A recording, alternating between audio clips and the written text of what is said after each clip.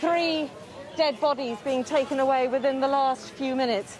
We've only been here a few hours, and we've seen, well, half a dozen people die in front of us outside here whilst they've been waiting to get treatment.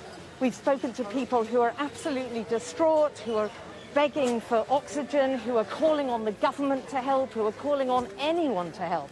There's people lying out here in the open who are attached to oxygen tanks, and they're the lucky ones, to be honest. They are the lucky ones. Some of them still waiting. One man told me that his brother waited for 6 hours to get oxygen just on one of these gurneys out here. He got oxygen and died within minutes of receiving it. It was just too late. It is an absolutely desperate situation here. This is the casualty area. This is just the area where people are trying to be admitted into the hospital, which is already full to capacity.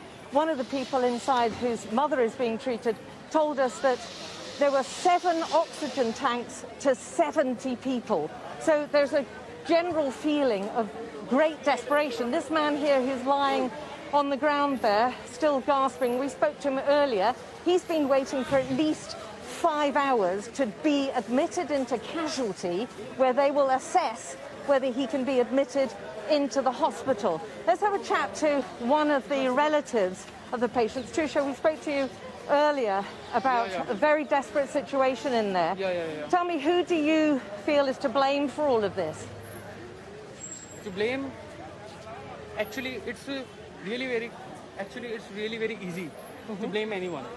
But if there is one primary source of lack of mismanagement here, that is the Delhi government, the state government.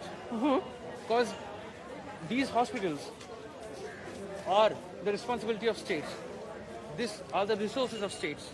And whenever a disaster comes, the government should always support its citizens. But earlier you were telling me you saw there was lots of blame at lots of different people.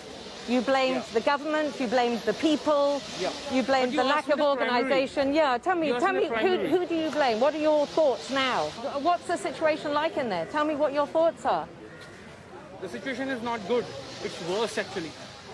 But I would like to make it clear that the situation is going to be more worse if the authorities and government do not listen to us.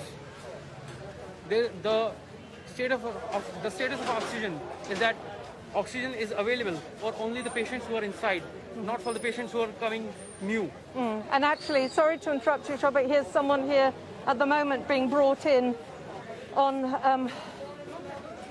and this is what we've seen happen over and over again whilst we've been here at this hospital. They arrive in a terrible state.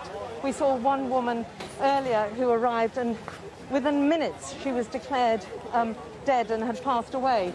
They are arriving here very, very late and telling us that they've been to several hospitals before coming to this one.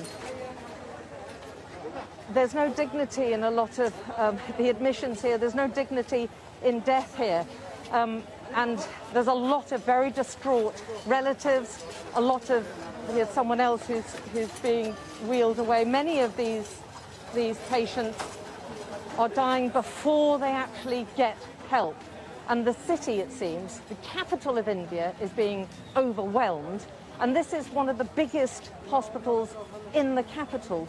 So there's a large suspicion and worry that the actual really, really high figures are very underreported, actually, way out in the countryside and in the rural areas. And this is the worry, that even with these astronomical figures and with this blame being apportioned to the government for holding political rallies, for instance, for allowing the Kumbh Mela festival, the religious festival, which 10 million people have been attending, to go ahead, is responsible for this massive spike. And they just did not anticipate this second wave, which, as one commentator put it, has turned into a tsunami.